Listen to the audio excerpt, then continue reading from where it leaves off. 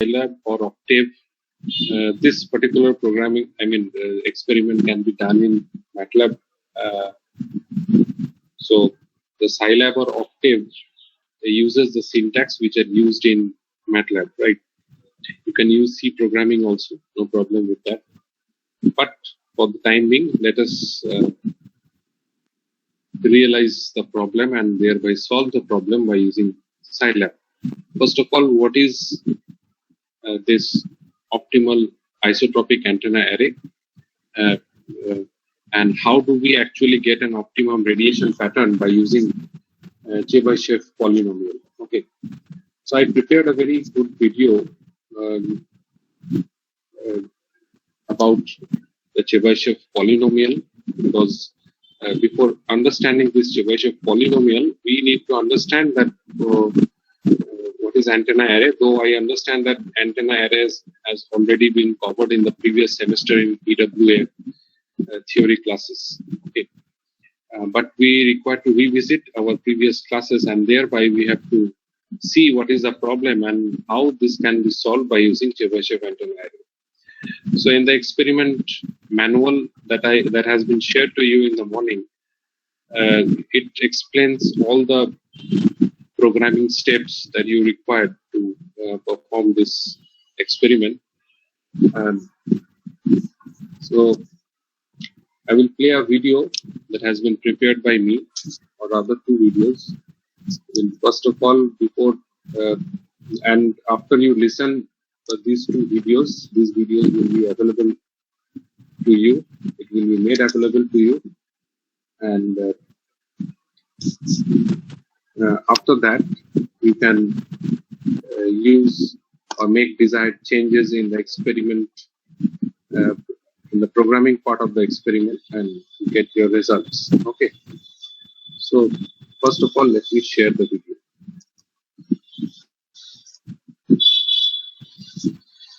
Actually, this has been prepared for other class. I had recorded this because Chebyshev polynomial is was not there in your syllabus in the previous semester. You need to have a good understanding of what is happening. Okay. Just listen to the videos very carefully. You will not have to note down anything. The entire screen.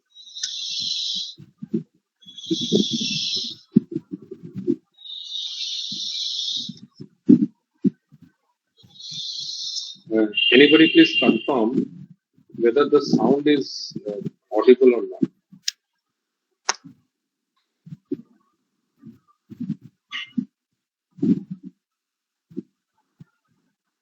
I just, played a small portion of the video. Was the sound audible to everyone? Somebody please respond. Yes? No. No, sir.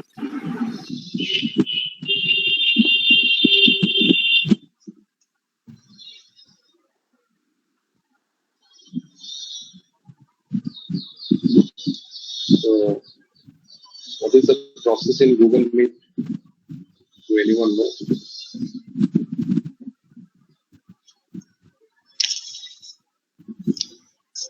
Maybe the screen is visible, but how can the audio be visible to everyone?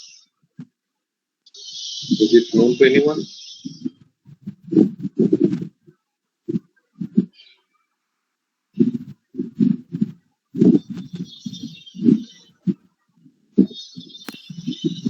Try by selecting the view window Yes. while keeping the presentation audio option enabled. So I'm just clicking on the present now option. Then your entire screen. No, sir, just the VLC window. If you do, then there will be just the VLC window where the video is to be played. So where, acha, see, first of all, I am making the entire screen visible, right? So once I do that, then I think this VLC window is now visible to all of you. Yes, sir. Now, if I start playing, then the sound must be audible to all of you. What is happening?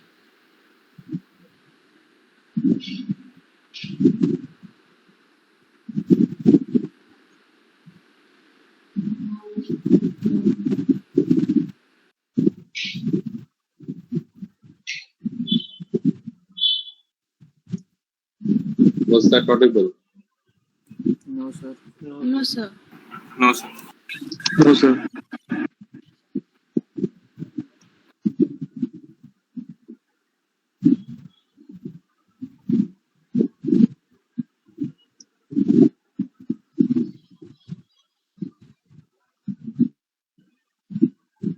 I think this particular option is not present in the previous. I believe.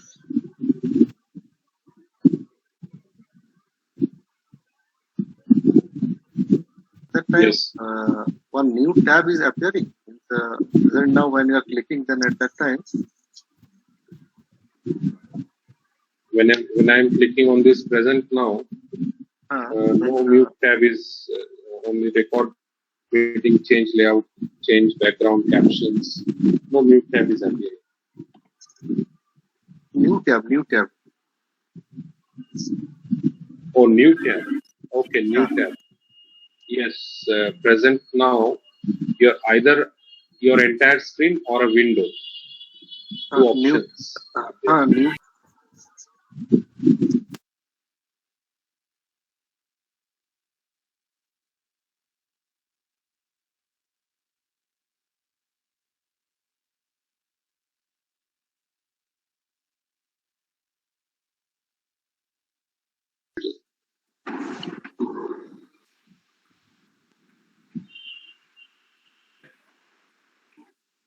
Yes.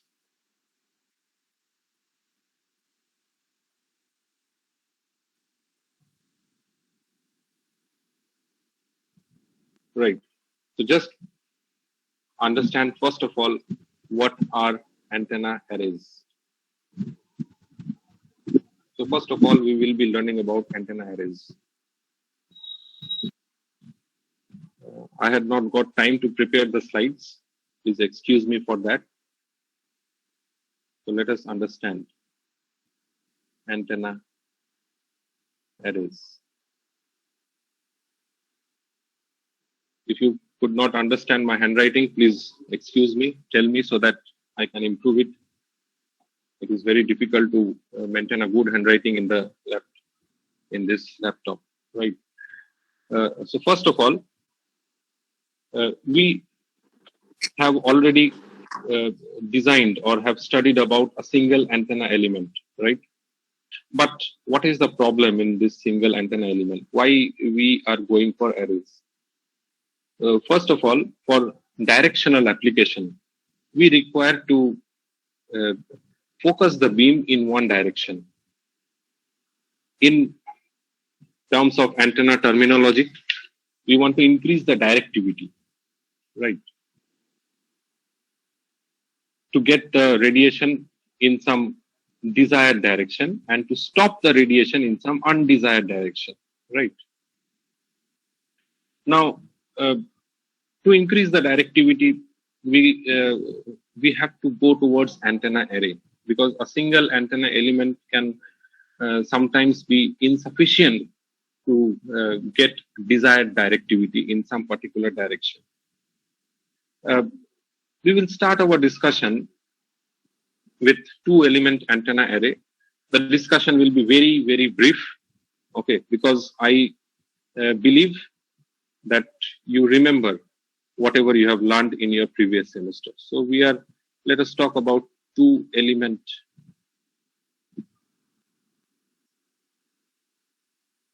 antenna array. Okay. Here we will not be talking about any practical antenna. Rather, we will be talking about some isotropic antenna sources, right? That means the antennas which will radiate equally in all direction. And those separation can be by some distance d, and that distance d proportional to the separation 1 by r, distance between the where r is the distance between the source to the observation point, and this r is a very far away point, right? These two antenna sources, and let's say these two antenna sources are in a particular axis. We are talking about linear antenna.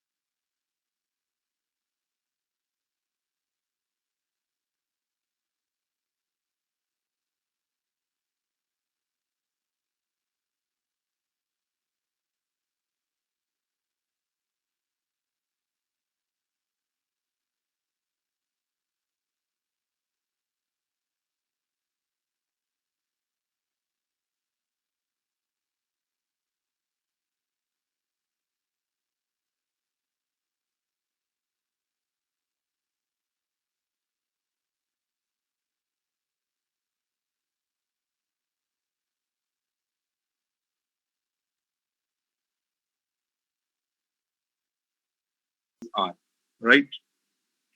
Now, what will be the separation between the observation point and the source 2? So for that, you have to drop a perpendicular like this. Now, once you drop the perpendicular, and if the distance separation is d, and say the point, observation point is in such a place such that it makes an angle phi with the axis of the array, right? So this angle is also phi. Then what you can write? You can write this particular distance as d cos phi, d of cos phi. So in that sense, you can say the separation between the second antenna element and the faraway point is r minus d cos phi. So you can see that there is some path difference.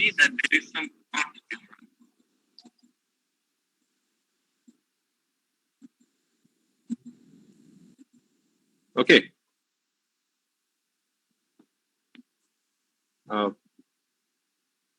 Everyone please mute yourself. R minus d cos phi. So there is some path difference. Now, once if you want the radiation from the antenna elements, you need to excite the antenna elements. Now let me assume that the excitation of antenna element 1, the excitation of antenna element 1 is, say, I1 delta 1. Okay. say delta 1 is the phase or electrical phase, right? And let's say the excitation of antenna 2 is I2 delta 2, right? So obviously, you can see that there is some electrical phase difference between the radiator 2 and radiator 1. That is delta 2 minus delta 1 or delta 1 minus delta 2. That is the phase difference. So you can say that delta 1 minus delta 2 is the phase difference or electrical phase difference. Okay. This is one of the phase difference that you can observe. Now, secondly, due to this path difference, you can observe another phase change, right? So you can observe that there are two sources of phase changes. One is due to this electrical phase difference and another one is due to path difference. Okay.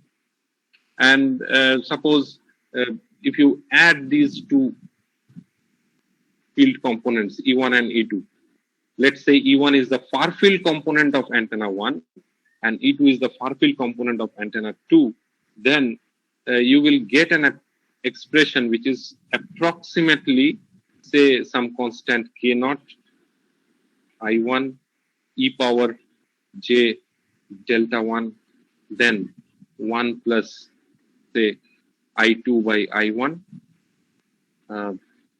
then e power j delta 2 minus delta 1. This is multiplied by e power j beta d cos phi. Okay.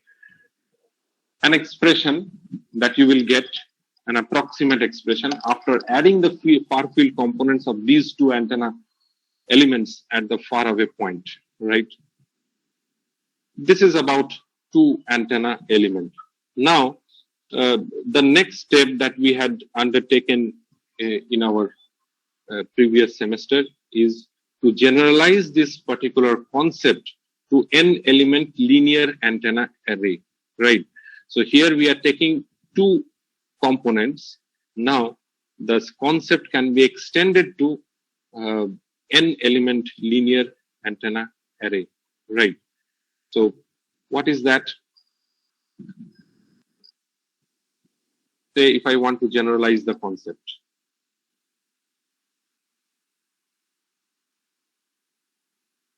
Now, here it will be n element linear antenna array.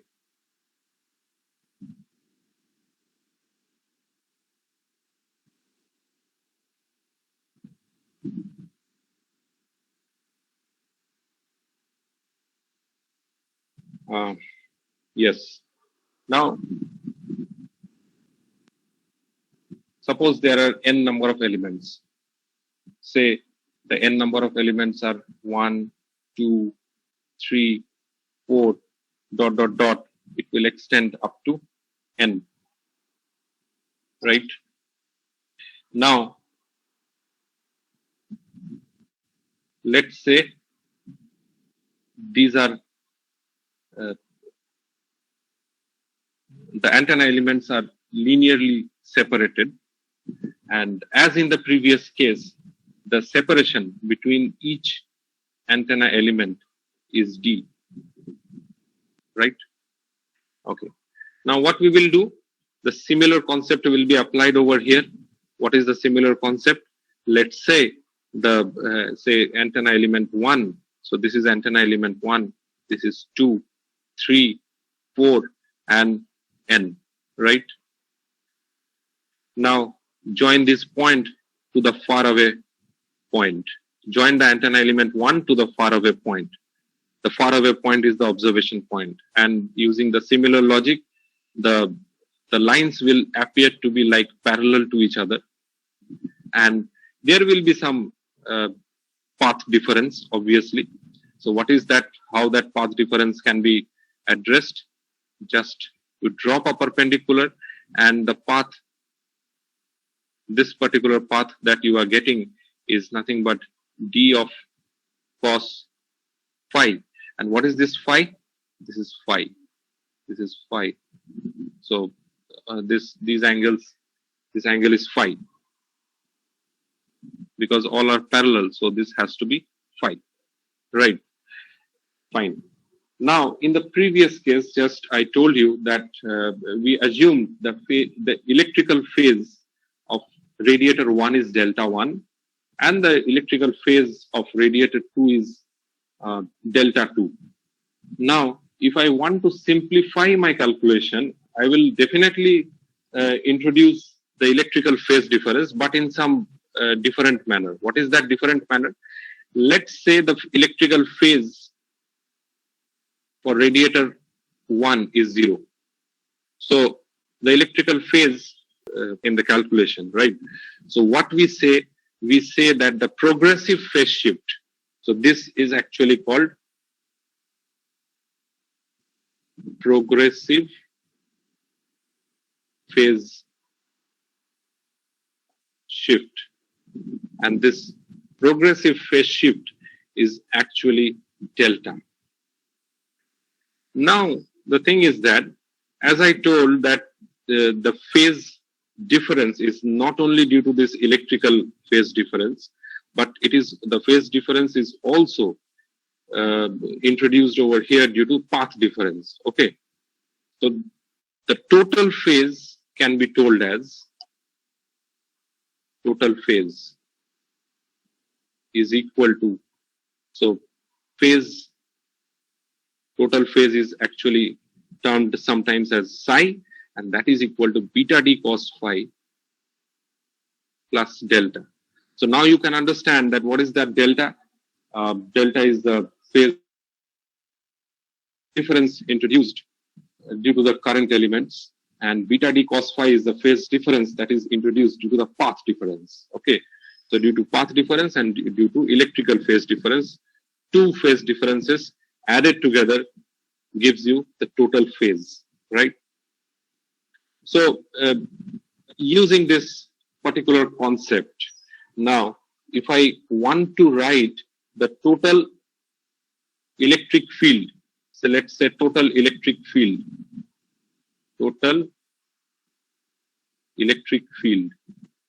right?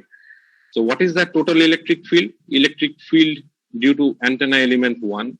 And always remember, whenever over here I am referring the electric field, I am referring to the far field pattern, right?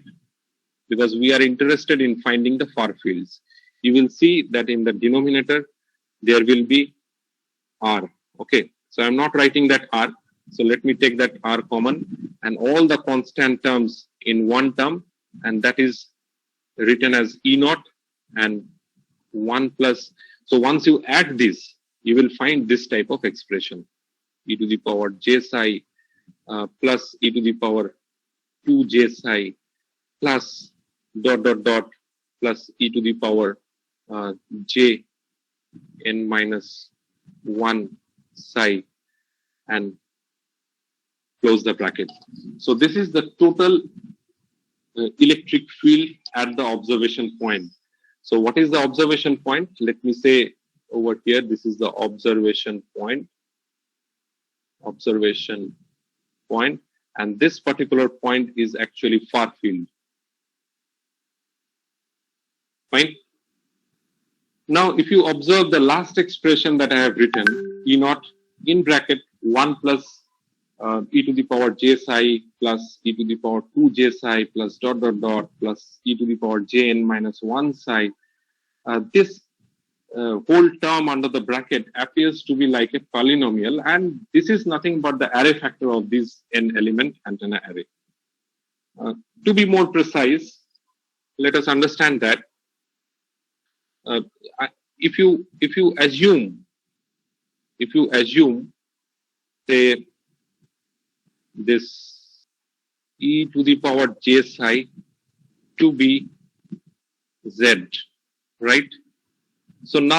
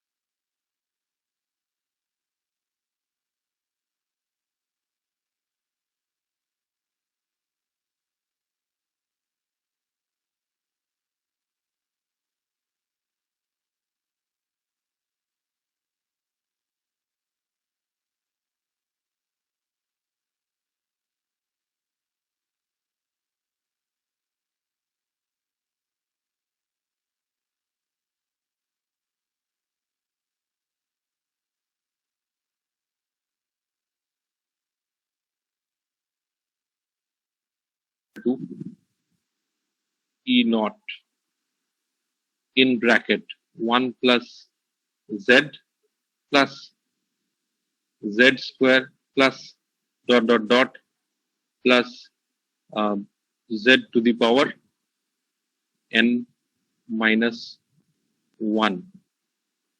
So what you observe? You observe that E is equal to some constant. E naught will be the field that varies as 1 by R, that is taken as common, right? And in the bracket, you will get a polynomial like this.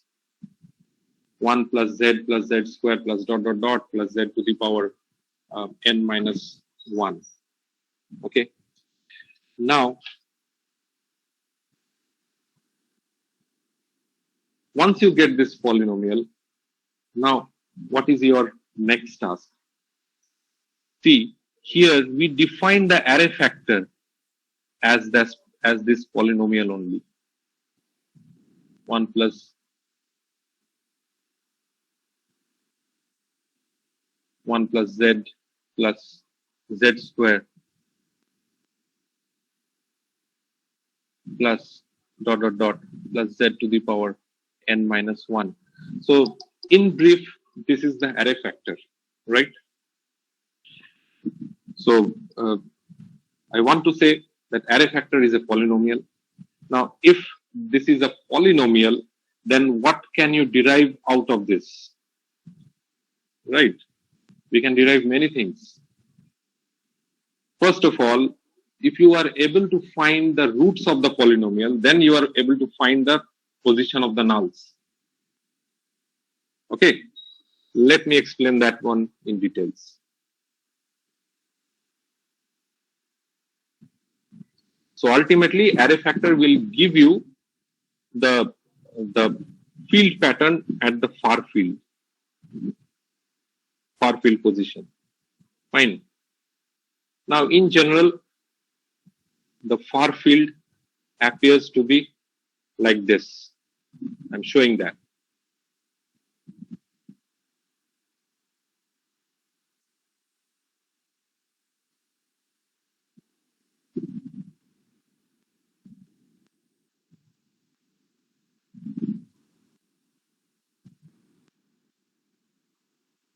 Okay. Now, if you plot it in rectangular plot, let's say the horizontal axis will give you theta, right? And this is the main lobe followed by some side lobe. And these side lobes cannot be always avoided. It is always present in the antenna arrays, but we have to make the antenna array such that the side lobes are as minimum as possible, because these are the directions, these are the undesired direction of radiations. So these are side lobes, right? So we need to reduce the side lobe level as compared to the main lobe. So if you want to increase the directivity, finally, what you have to do, you have to reduce the side lobe level. The power radiation in the undesired direction has to be stopped, but it cannot be stopped completely, right? Now, this will give you some angles, right? So these are the direction of nulls. This is null. So this is null. Okay, this is electric field. The vertical axis will give you the electric field. Fine. So how can you define the null? These are the directions where the radiation is zero. You get a zero radiation. So from your intuition, from this discussion, you can conclude that if corresponding to this null, electric field is zero, right? This electric field has to be zero. So E has to be zero at nulls. Now from array factor, how can you find the position of the nulls? See, as it has been told just now, array factor is nothing but a polynomial. So if it is a polynomial, then it has some roots.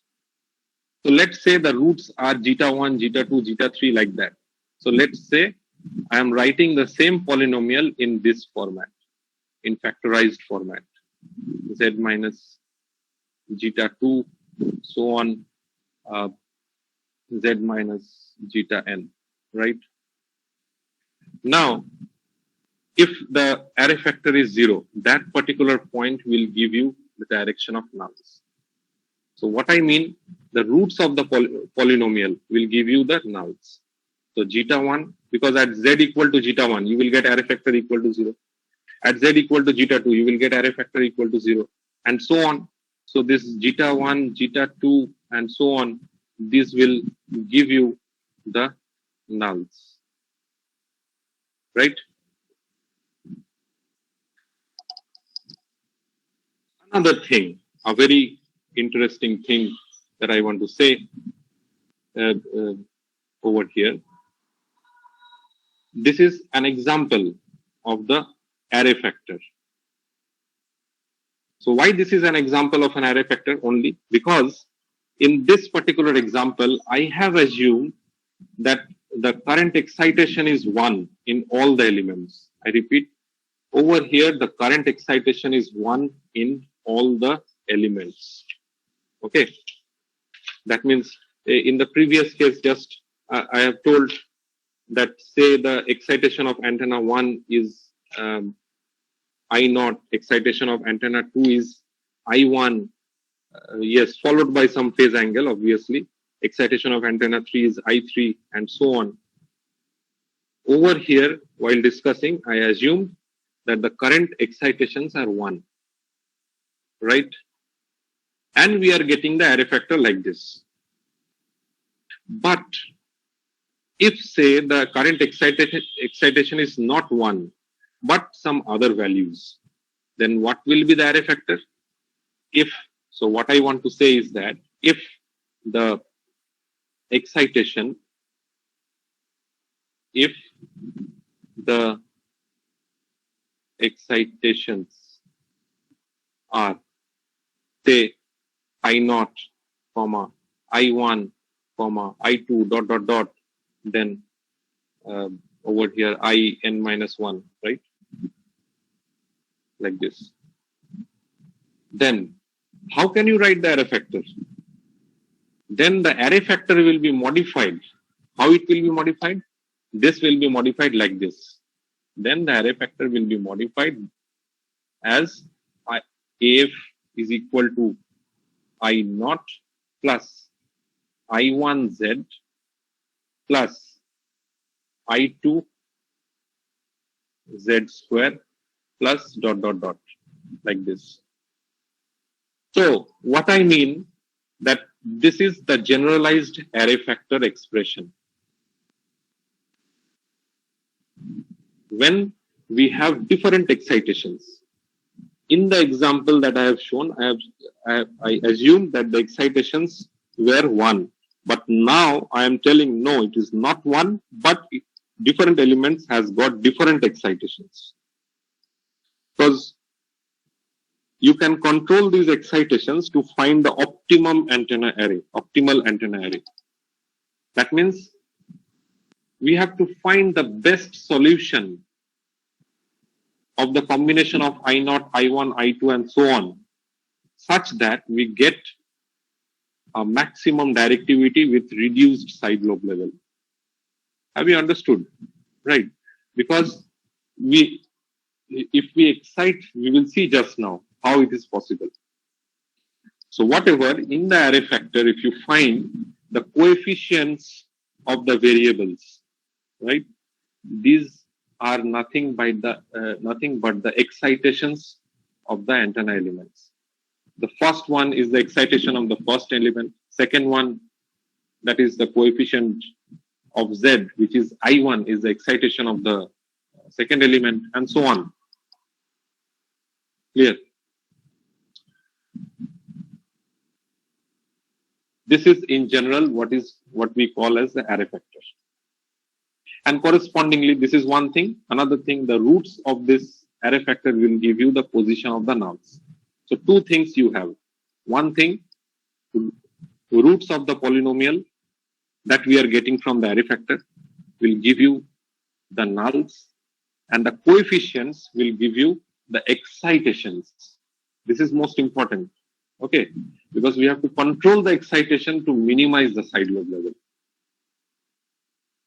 So, having this discussion in mind, let us try to design. There are various possible ways to design optimal antenna array.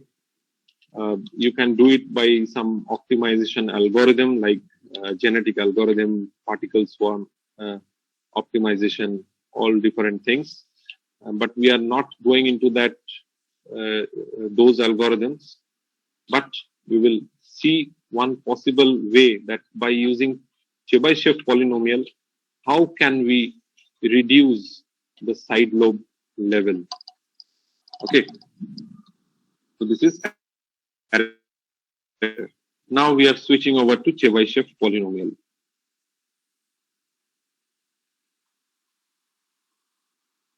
Okay. Let me ask you, do you have any question up to this?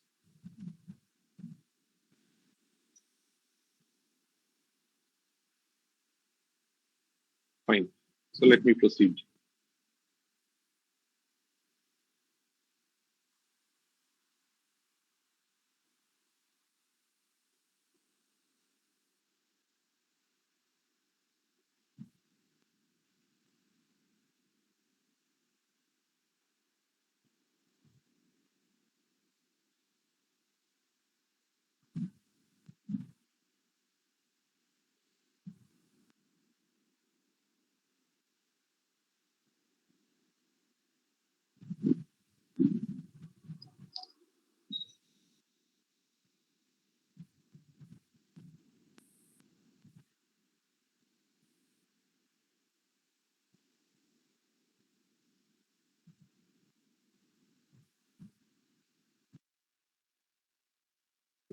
Inter-element and spacing. The inter-element spacing is same. That is why it is uniform antenna array. Inter-element and spacing remain same, but the excitations will be different. If it is told that it is non-uniform antenna array, then the spacing can be different. That is also a possible way how you can increase the directivity. So, but for the time being, let us concentrate our discussion to uniform antenna array. So, how we can do that? So, we will do that by using a polynomial which we call as Chebyshev polynomial.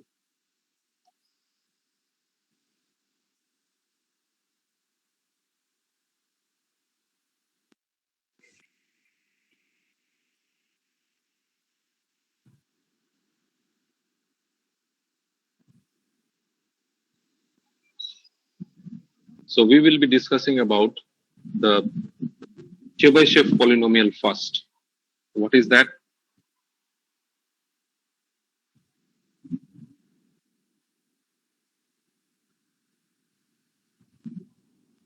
Chebyshev polynomial.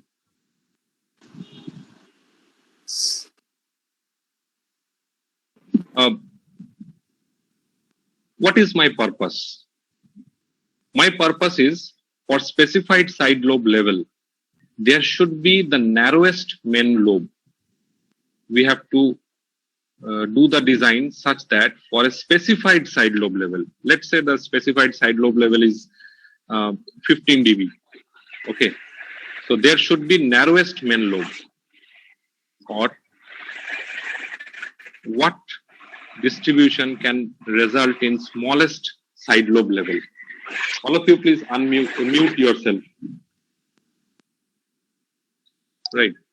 So Chebyshev polynomial, first of all, we have to understand that is given by this thing, that Tmx is equal to, this is mth order Chebyshev polynomial, cos of m cos inverse x.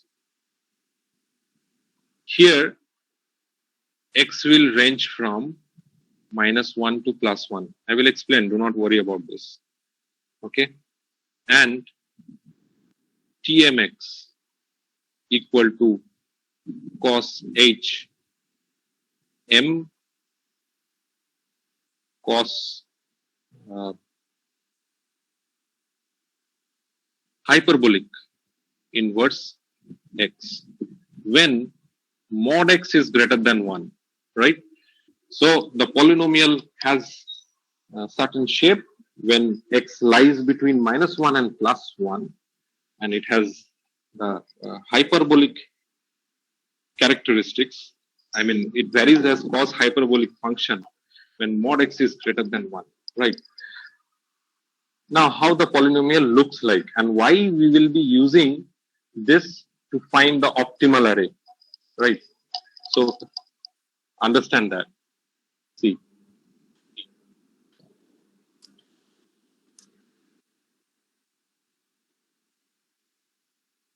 I'm plotting this, right?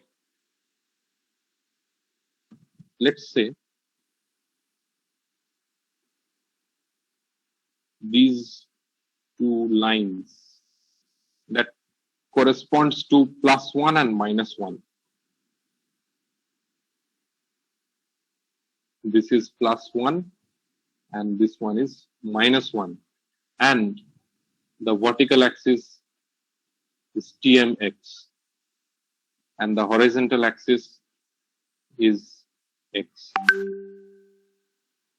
The plot is somewhat like this.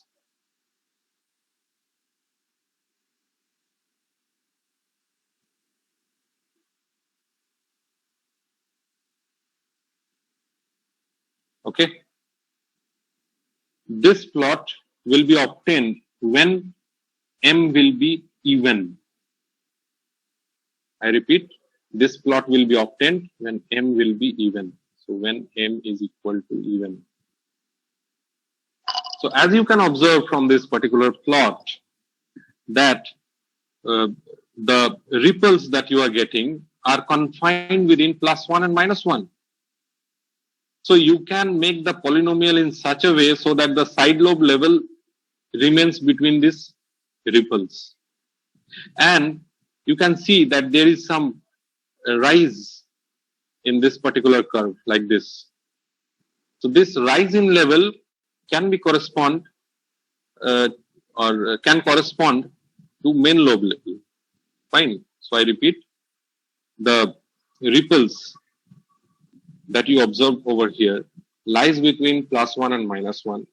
So you can assume that the side lobes are within this particular level, and the main lobe level can be determined from this rise. How can you determine this? See, as I told just now,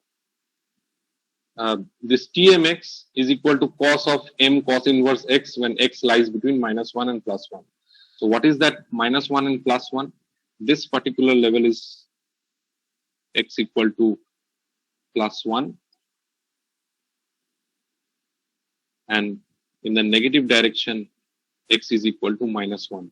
So beyond X equal to +1, it rises, right? Let's say I am choosing the value. Say over here, I am choosing the value as x0. Say this particular coordinate is x0, 0. Okay. So corresponding to this coordinate, you will get certain value of the Chebyshev polynomial. Let's say this particular point. Okay. So this particular point is, say, x0, b. So what do you observe from here? You observe from here that corresponding to x equal to x0, you get TMX is equal to b.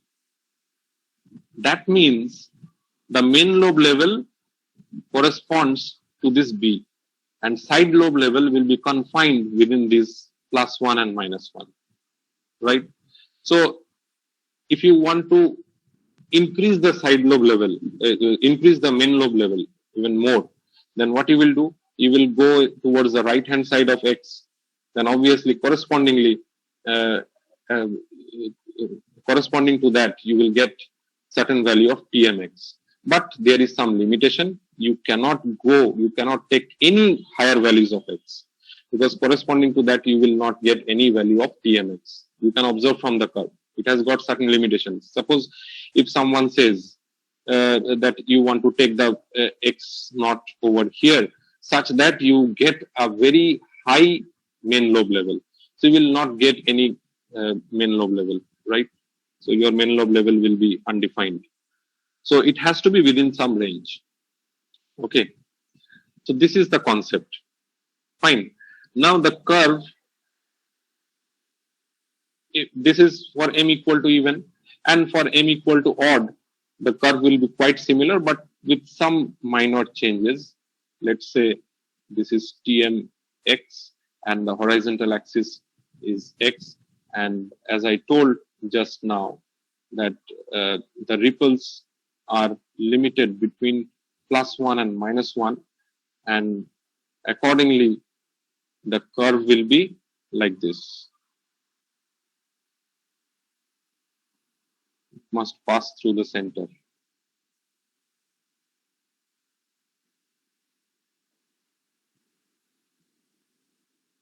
Okay, so these ripples are like this, and accordingly from here, similar to the previous discussion, corresponding to this x0 value, you will get certain value of TMX. Say this particular point will be x0 comma b. That means TMX will be b, right? So this is the nature of Chebyshev polynomial. Now the question arises, how we can see that it is in the form of polynomial? So let us see how it is in the form of polynomial. I'm rubbing this curve.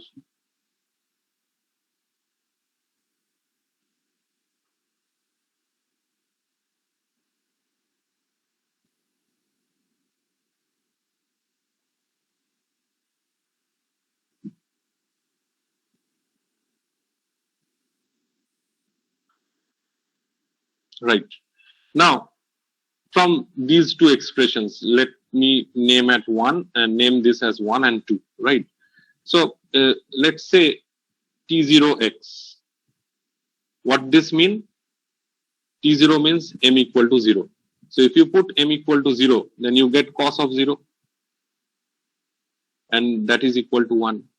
Similarly, if you put m equal to 1, then you get cos of cos inverse x. So that is equal to x. Similarly, if you put T2x, you get cos of 2 cos inverse x, right? So how can you write this? Suppose you assume cos inverse x equal to alpha. Let's say you assume cos inverse x equal to alpha. So therefore, cos of 2 alpha will be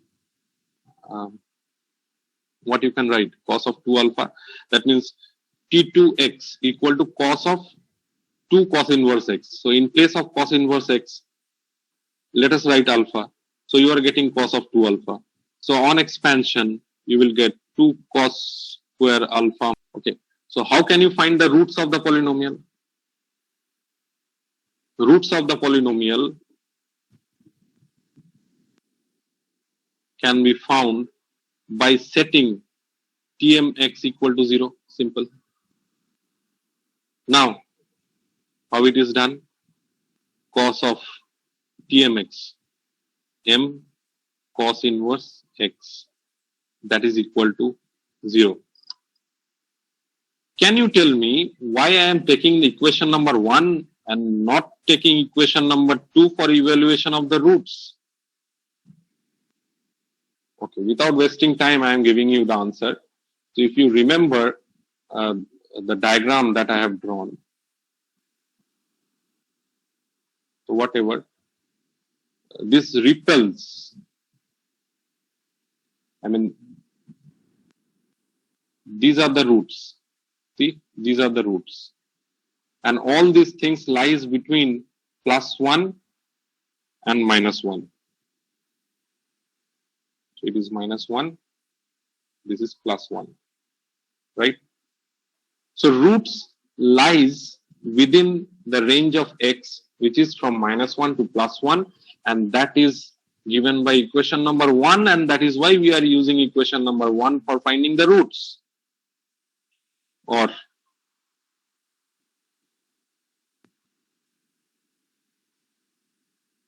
cos of m alpha. Just few minutes before I assume cos inverse x is equal to alpha. So putting that over here, you will get this one, right? Now, what are the corresponding values of alpha?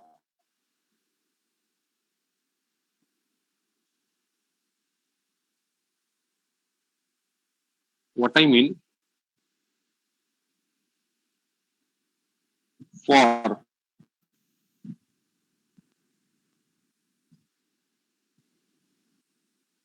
each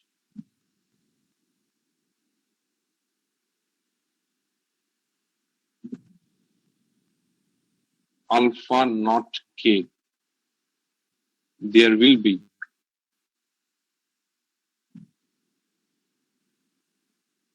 x not k. So what are these x not k? These x not k are the roots actually. So first of all, we are finding alpha, then we are finding x. So what we will do, cos of alpha not k, that is equal to x not k. You put the values of alpha not k and you will get the roots. So finding roots is over. But this is not the end, right? Finding root is over, but this is not the end. Why this is not the end? Because if you recall your array factor expression, what it says, we have to again go to the array factor expression. See, the array factor expression says a array factor that is equal to, say, it is I0 plus I1z plus I2z square plus I3z cube plus ... Clear? And what is this z?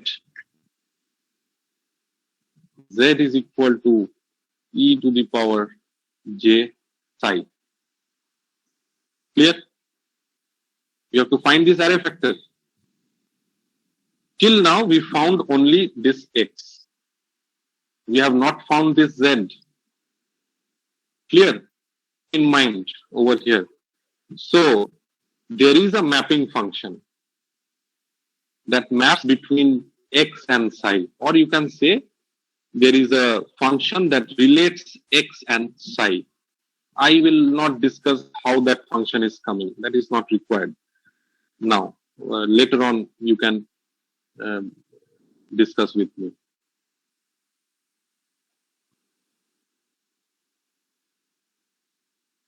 So, I say in brief that mapping function between x naught k and psi naught k. Ultimately, we have to find psi naught k. Because once we find psi, then we find e to the power j psi, and that e to the power j psi is nothing but z. And once you find z, you will get the array factor. Clear? Now, the thing is that, what is that mapping function? Mapping function is not that appears. How can you find? So this overall, I had recorded the concept of Chebyshev polynomial. We have understood a bit about that. So what you need to do is that you need to create a Chebyshev polynomial, and the problem for every student will be different, definitely. Okay. So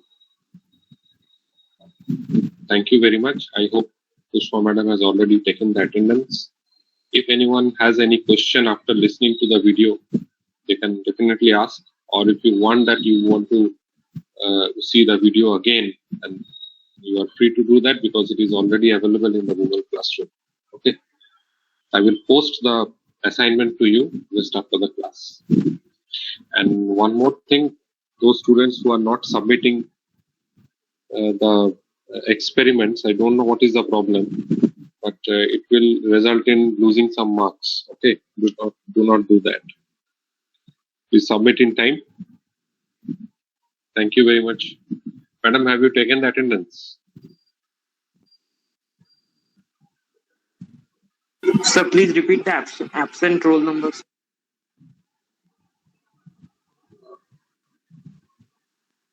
Amit sir, absent roll numbers are noted.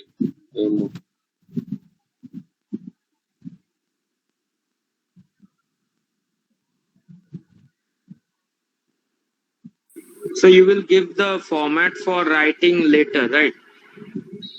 What letter? So later What letter? means the format or something, the problem statement. Yes, I will be posting. Like experiment, I will be posting. And Okay. it will be very easy because the program has been written already. Okay, you just need to edit the program in one or two Okay, places. sir. Okay. So I think the attendance has been noted by madam. Okay, do not worry. Sir, if possible, please note it roll 46. I got disconnected in between. It may be possible that my one may be missing. Okay, I am noting it down. I will forward 046. it to madam. Yes, sir. 046. Okay, sir. Okay, you can leave. Thank you. Thank you, sir. Thank you, sir.